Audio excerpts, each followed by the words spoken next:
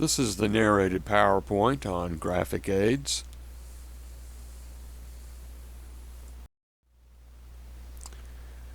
So yeah, these are the pictures of technical communication. It can be basically anything. We're going to talk more about graphs, doing graphs on a coordinate system. But it could also be photographs. It could be drawings. Which do you think is regarded as better, a photograph or a drawing? A lot of times I think the knee-jerk response would be photographs because, whatever is regarded as being higher tech is generally thought of as being better. And photographs can certainly be useful, but so can drawings. A drawing can, in some cases, be better than a photograph because it can allow you to give a viewer an up-close view that in a photograph would be lost in shadow, or it can give you cutaway views or what have you, exploded views. So they're still useful. And of course, the images, they do increase the effectiveness of the report. And when I'm talking about images, I'm not really thinking so much about clip art. I'm thinking about those that further or augment in some way the content of the report.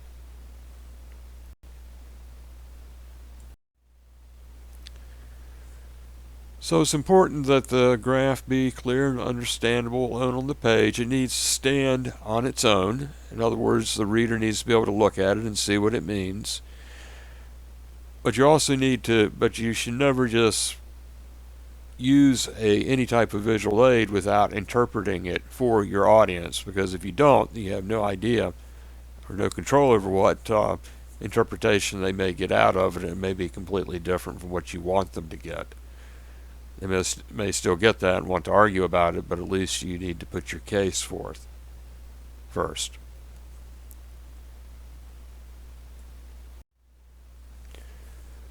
Okay, so here's a visual aid. It's a map. It's another type. It's one we've all seen before. This is actually called the Mercator map. It was first done by a 16th century Flemish fellow named Mercator. And we look at it and we think, well, it's pretty much self-explanatory, right? It's one we've seen before. There's actually one of the network news programs used to have the Mercator map in the background. Now, suppose you were asked the question, which is bigger, Africa or North America? What type of response do you think you would make? It kind of tends to look like Africa is a little bit smaller.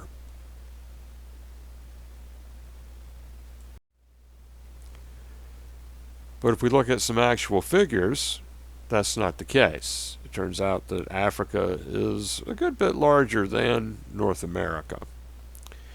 And so this visual aid in some ways is a lot more is a lot better in terms of answering that particular question, especially. And if you recall from the Mercator map, it looked like Antarctica was getting ready to eat the rest of the world.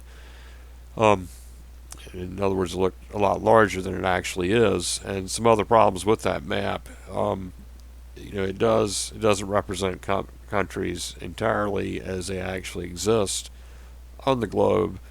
And one of the problems is with how long ago it was done. And the center of that map, the geographic center of that map, is Germany, because of the cultural centrism of the creator of the map.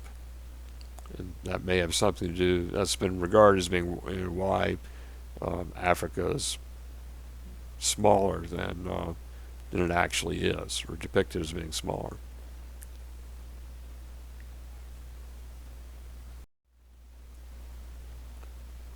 So there are various types that are appropriate.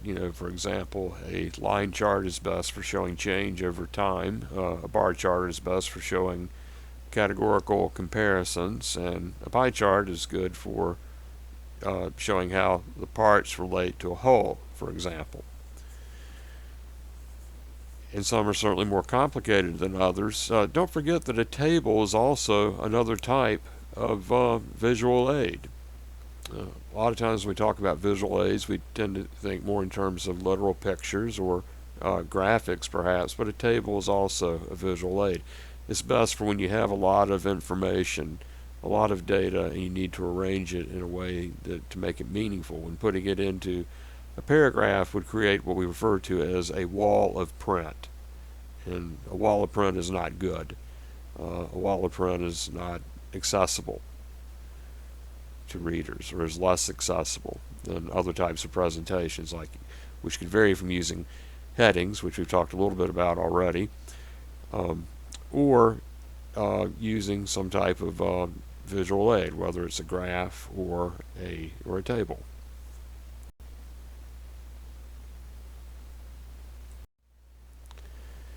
You want to be sure that it's labeled completely. You do need a title, and all the parts need to be labeled. The units of measurement, the x-axis and the y-axis, if it clearly has one of those. And the source of information needs to be cited. Unless you're using primary data, that would be data that you've generated yourself through doing a survey or something like that. And in that case, you certainly refer to where you got your data from.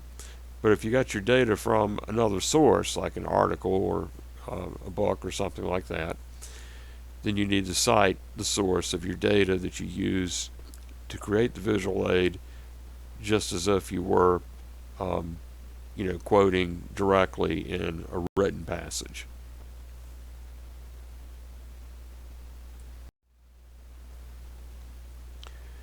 Then you need to put it in the appropriate location.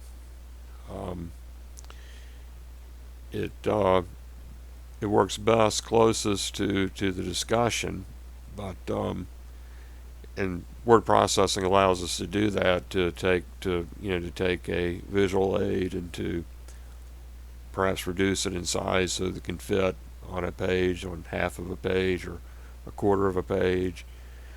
But if doing that though would make it difficult to read, then there's certainly nothing wrong with devoting an entire page to a visual aid. Generally with tables, you want to try to hold them down to no longer than one page. If they're going to be longer than that, then you need to think about creating more than one table.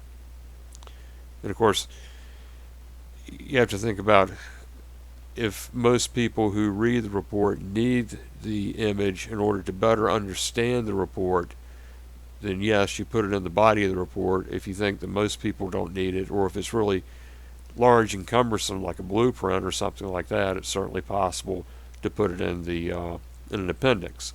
If you put it in an appendix, it still needs a title.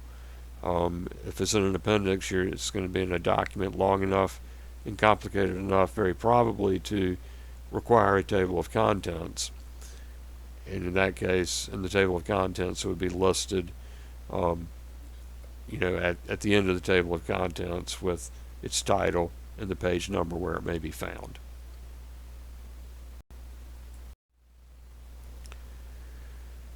So integrating into the text we've been talking about, you want to introduce it by its title, and then you explain it so that your audience gets the meaning from it that you want them to get.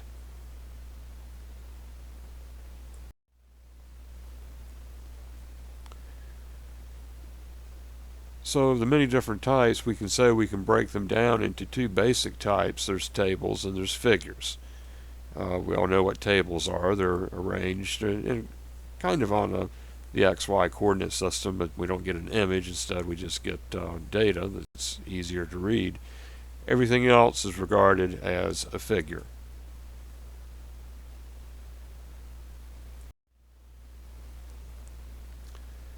So before we move on, remember to document your sources and to list them in the table of contents if your document is long enough and complicated enough to warrant one.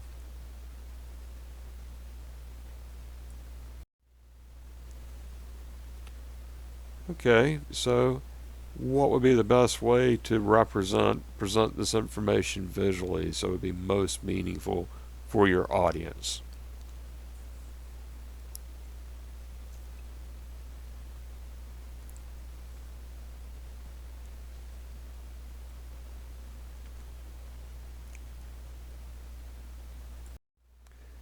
Well, if you set a table, then I agree with you.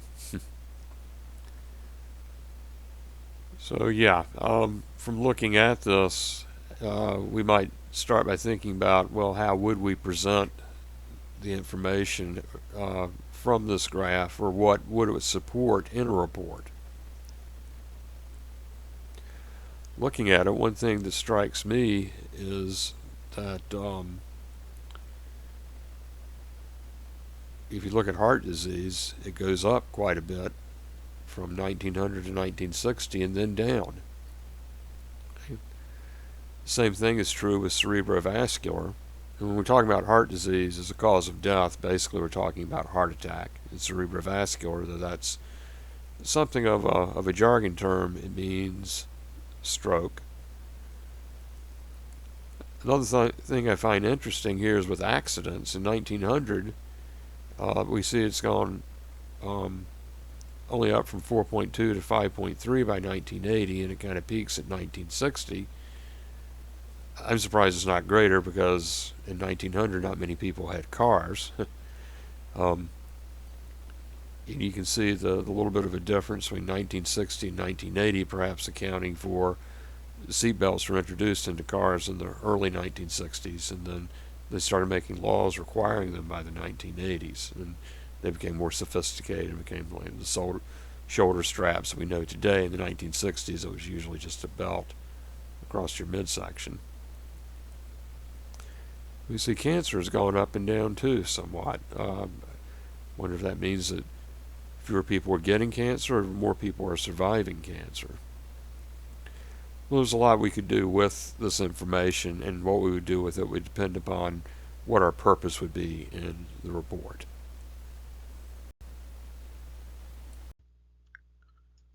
Questions? I'll see you online.